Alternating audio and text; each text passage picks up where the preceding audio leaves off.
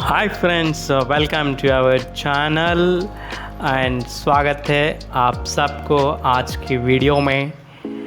Build wealth with mutual funds. क्या हम mutual fund से पैसा बना सकते हैं या नहीं? तो जवाब है बिल्कुल बना सकते हैं। पिछले 30 साल में कई लोगों ने बहुत कुछ बनाया है और बनाने के साथ साथ किस तरह से उन्होंने क्या क्या स्ट्रेटजी फॉलो किया है वो कुछ पॉइंट्स आज मैं आपको शेयर करने वाला हूँ। अगर आप भी फॉलो करेंगे सेम चीज़ तो डेफिनेटली आप भी वेल्थ म्यूचुअल फंड्स के थ्रू बना सकते हैं। चलो वीडियो में आगे बढ़ते हैं। Point number 1, start investing early. जितनी जल्दी हो सके उतनी जल्दी शुरू करना है। एक एग्जाम्पल से समझ लेते हैं कि यदि अगर आप 20,000 के SIP 15 साल पहले अगर शुरू कर दिए होते हर महीना 20,000, तो आज उसका एस्टिमेटेड रिटर्न बनता है करीब 1 करोड़ के। यदि अगर 10,000 रुपये का SIP 30 साल पहले अगर शुरू कर दिए होते तो उसका एस्टिमेटेड रिटर्न आज के दिन होता है 3.5 करोड़ रुपए तक। तो इन दोनों में फ़र्क इतना ही है, टाइमिंग और अमाउंट। जितना जल्दी शुरू करेंगे, इवन अगर अमाउंट कम भी रहे, जितना ज़्यादा टाइम उसको देंगे SIP को, तो रिटर्न जो है आपका it is beyond the imagination. It really differs a lot. अगर आपका उम्र ज़्यादा भी है, कोई परेशान होने वाली बात नहीं है। जितनी जल्दी हो सके उतनी जल्दी शुरू कर लीजिए और उतना टाइम दीजिए। डेफिनेटली SIP जो है आपको अच्छे रिटर्न्स लाने में बहुत मदद करेगा। Point number 2, be consistent. Consistent का मतलब होता है कि आपको कंटिन्यू रखना है। जो छोटा सा छोटा भी अगर आप SIP शुरू किए उसको एकदम चालू रखना है, कभी रोकना नहीं है। Until and unless अगर that is not the only way to meet your emergency कि SIP स्टॉप करना पड़े, तब तक आपको कंटिन्यू आपका SIP या इन्वेस्टमेंट जो भी है उसको कंटिन्यू चालू रखना है। Be consistent. तो इससे क्या फ़ायदा है अब डिस्कस करते हैं। यदि अगर आपको बॉडी बिल्डिंग करना है तो it's not a few days game. आपको लगातार कंटिन्यूसली हर दिन कुछ ना कुछ वक्त आपके वर्कआउट्स पे निकालना पड़ेगा और उसके हिसाब से आपका डाइट भी मेंटेन करना पड़ेगा। और कुछ महीने या कुछ दिन बाद आपका बॉडी एक शेप पर आ जाएगा अगर आप कंटिन्यूस लगातार करते हैं तो इन द सेम वे अगर आपका इन्वेस्टमेंट में भी अगर आपका इन्वेस्टमेंट आप कंटिन्यू रखेंगे, it will build your wealth which is required to meet your financial goals. तो पहले आप जो है आपका SIP अमाउंट फिक्स कर लीजिए। उसके बाद फिर वक्त के साथ साथ जो आपका SIP है, that small SIP will transform into A substantial wealth. वो आपका बहुत बड़ा वेल्थ बनाएगा अगर आप लगातार कंटिन्यूस करते हैं। और बीच बीच में जब भी हो सके तो आप उस SIP को टॉप अप करने की कोशिश करें। जैसे आप स्क्रीन पर देखिए, आप पहले SIP एक छोटा सा SIP को चलना शुरू कर दीजिए और कुछ वक्त बाद टाइम जो है उसको अपने आप भगाते हुए आपका वेल्थ बिल्ड करने की कोशिश करेगा। अगला पॉइंट है point number 3, that is strategic diversification.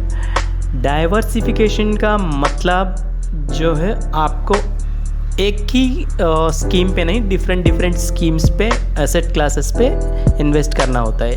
मैं बताता हूँ क्या होता है।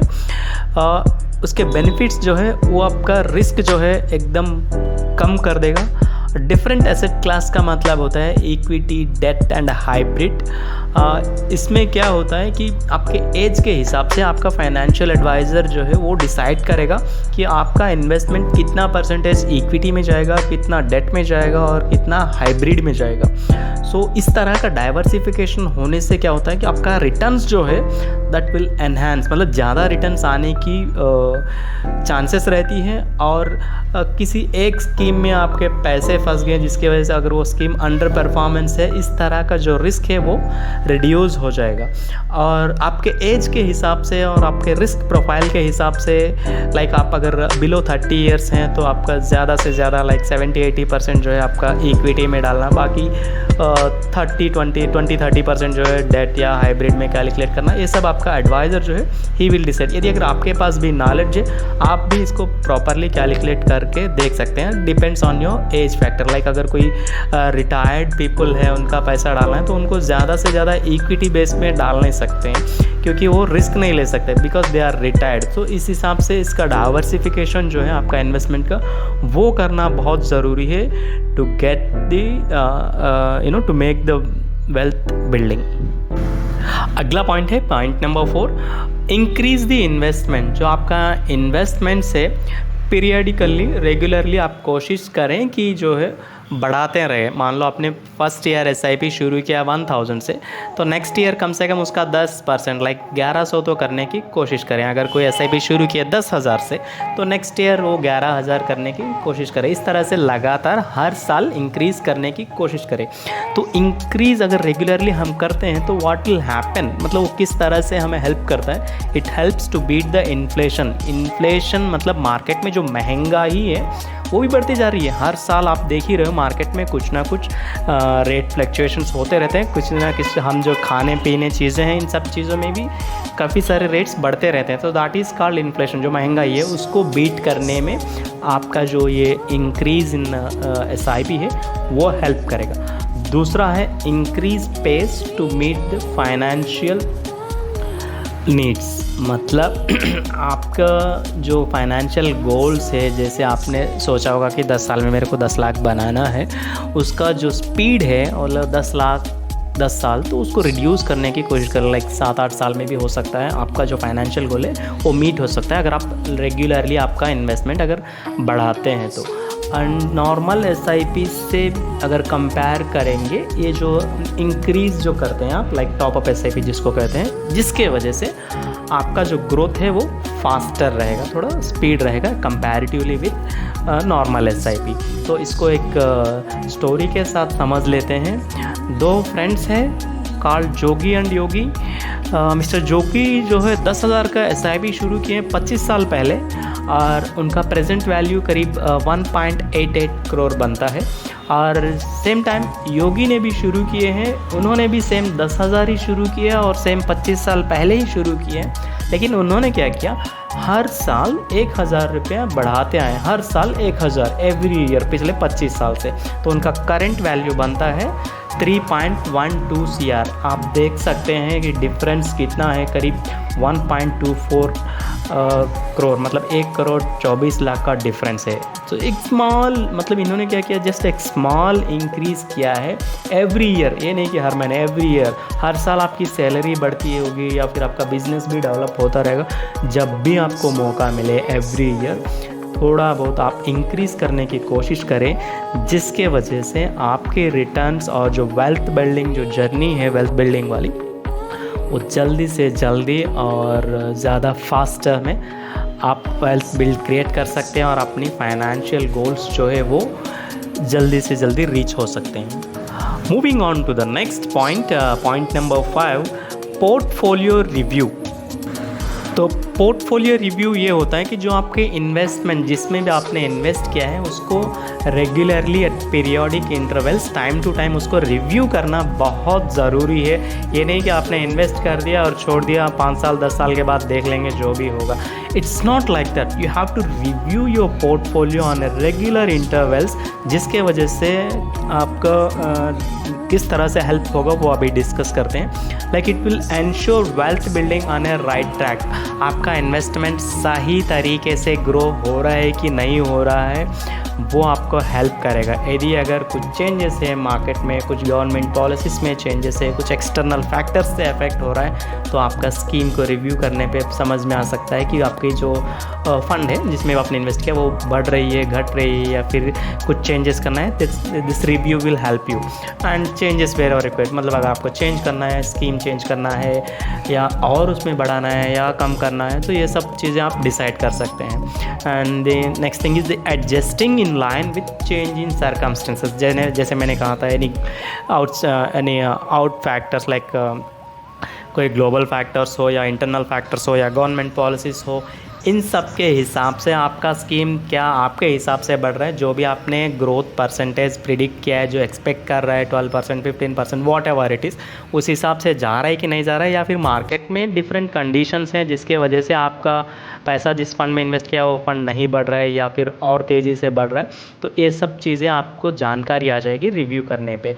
और दूसरा, it will ensure wealth building and solid foundation for future, so that it will ensure जो आपको फाइनेंशियल गोल है वो आप टाइमली जो आपने डिसाइड किया टाइम, तो आप पहुंच पा रहे हैं उस टाइम पे नहीं पा रहे, इस रिव्यू से आप रेगुलरली आप समझ सकते हैं कि हाँ you are on right track एंड आप टाइम से जो है आप अपने गोल पे पहुंच पा रहे हैं। So it is always what most important to review your portfolio on a regular basis. Okay, let's move on to the next point number 6, that is stay away from emotional biases. emotional biases का मतलब होता है मतलब आप आपके relatives या family या फिर किसी आपके फ्रेंड सर्कल में आपने किसी का इन्वेस्टमेंट, अलग तरीके के इन्वेस्टमेंट देखी है, लाइक कोई ट्रेडिंग करता है, कोई क्रिप्टो में ट्रेडिंग करता है, कुछ कोई स्टॉक्स में ट्रेडिंग करता है, या फिर किसी और ने म्यूचुअल फंड में इन्वेस्ट किया, उनके फंड्स आपके फंड से भी ज़्यादा दे रहा है, या फिर ऐसा कुछ कई सारे चीज़ों आपको देखने की वजह से जो है आपका फेयर एंड ग्रीड बढ़ जाता है, जिसके वजह से आप क्या करते हैं, ये जो रेगुलर जो कंसिस्टेंट जो इन्वेस्टमेंट है उससे आप डाइवर्ट हो जाते हो। तो इस तरह का डाइवर्शन के वजह से क्या होगा, आपके अंदर फियर और ग्रीड बढ़ जाएगा और आप इम्पल्सिव डिसीजंस लेना शुरू करेंगे, जिसके वजह से आप लॉसेस भी देखेंगे और जो आपका इन्वेस्टमेंट जर्नी के अंदर जो भी अपॉर्चुनिटीज़ आने वाले हैं और आते रहेंगे वो आप मिस कर पाएंगे। सो इसीलिए to make the effective financial decisions it is utmost important to stay away from the emotional biases. आपने एक बार इन्वेस्टमेंट जर्नी शुरू कर दी, एक बार प्लान बना ली, एक बार एसआईपी फिक्स कर ली, उसको स्ट्रिक्ट रहिए जितना हो सके उतना। जो अभी तक हमने जो पॉइंट्स डिस्कस किया उन पे एकदम लगे रहिए, आपका इन्वेस्टमेंट जर्नी ठीक ठाक चल जाएगा। यदि अगर आप दूसरों की देख के और उनको अट्रैक्ट हो जाते हो, क्योंकि हर किसी का फाइनेंशियल कंडीशन और साइकोलॉजी एक जैसा नहीं होता है, तो अलग अलग होता है, हर किसी के अलग अलग रिक्वायरमेंट्स होते हैं। सो आपके रिक्वायरमेंट्स के हिसाब से आपका एडवाइज़र जो है जो भी आपको एडवाइस किया है उस हिसाब से आप कंटिन्यूस लगे रहिए। तो आप क्या करें कि it is essential always to approach the market rationally, और आपकी जो लॉन्ग टर्म इन्वेस्टमेंट है उसके ऊपर फोकस रहिए और आपका इन्वेस्टमेंट जो है वो कंटिन्यू रखिए। Moving on to the next point, that is point number 7, which is patience. Patience जो है इन्वेस्टमेंट में बहुत बहुत ज़रूरत है। ऐसा नहीं कि आपने आज पैसे लगाए और कुछ दिन में कुछ महीने में आपका जो है एकदम पैसा एकदम बढ़ गया और डबल से डबल रिटर्न आ गया, ऐसा नहीं होता है। अगर ऐसा होता है तो हर कोई कर लेता। तो इसीलिए पेशेंस रखना बहुत ज़रूरी है। मार्केट हमेशा आपको चांस देगा और लॉन्ग टर्म में जो है आपको अच्छे से अच्छे रिटर्न्स दे के ही जाएगा। अगर पेशेंस का क्योंकि अगर फॉर एग्जांपल यदि आपको डॉक्टर बनना है, इंजीनियर बनना है, कोई भी प्रोफेशन में सेट होना है, आप सोचो कितना टाइम लगता है। इवन अगर आप +2 के बाद में भी यदि अगर आपको डॉक्टर बनना है, 5.5 साल तो आपका कोर्स ही होता है एमबीबीएस का, और पूरा उसके बाद जो भी इंटर्नशिप है सब मिला के इंजीनियरिंग करना है वो भी 4 साल का है। तो एटलीस्ट आप भी अपना पैसा जो आपने छोटा छोटा इन्वेस्टमेंट शुरू किया थोड़ा तो वक्त दो, कम से कम 3 साल, 5 साल, 10 साल, सो दैट आपकी जो फाइनेंशियल नीड्स है वो एकदम डेफिनेटली मीट हो जाए जितना वक्त आप देते हो। तो ये पेशेंस क्या है, it is very very important आपको वेल्थ बिल्ड करने में। और हमेशा ये करना कि मार्केट वोलेटिलिटी पे थोड़ा ध्यान रखना, ताकि आप जिस तरह से इन्वेस्ट कर रहे हैं, जो स्ट्रेटजी आप फॉलो कर रहे हो, क्या वो सही है या फिर चेंज करने की ज़रूरत पड़े। और दूसरा, आपके जो भी फाइनेंशियल गोल्स है, फाइनेंशियल ऑब्जेक्टिव्स है, उसके ऊपर एकदम आप डटे रहिए, that just be committed to your financial objective, ताकि आप इधर उधर डाइवर्ट नहीं होते और आपके अंदर जो पेशेंस भी बिल्ड होते रहेगी, ताकि आप अपने वेल्थ बिल्डिंग जर्नी में जो है आराम से फॉलो हो सके, आराम से जर्नी कर सके और आप अपने फाइनेंशियल गोल्स रीच हो सके। चलते हैं नेक्स्ट एक और पॉइंट पे, that is point number 8, prioritise needs over wants. Needs and wants का मतलब होता है ज़रूरतें और चाहत। आपको क्या ज़रूरत है और आपका दिल चाहता क्या है, ये सब चीज़ों को जो है आपको प्रायोरिटाइज करना पड़ेगा कि कौन सा पहले कौन सा बाद में, which is first and which is next. तो मान लो यदि आप अगर सुबह से शाम तक काम करके 1,000 रुपया कमा लेते हैं और एंजॉय करने के लिए एक पार्टी ऑर्गेनाइज़ किया और पूरा 1,000 रुपया उस पार्टी में ख़त्म कर दिए, तो फिर कल क्या करोगे? अगर आपका हेल्थ ख़राब हो गया, कल काम नहीं करोगे तो कल का दिन कैसे चलेगा? सो कहने का मतलब ये है कि शॉर्ट टर्म का जो खुशियों के लिए जो आपका जो सुबह से शाम तक का जो मेहनत से आपने जो पैसा बनाया उसको वेस्ट मत करो।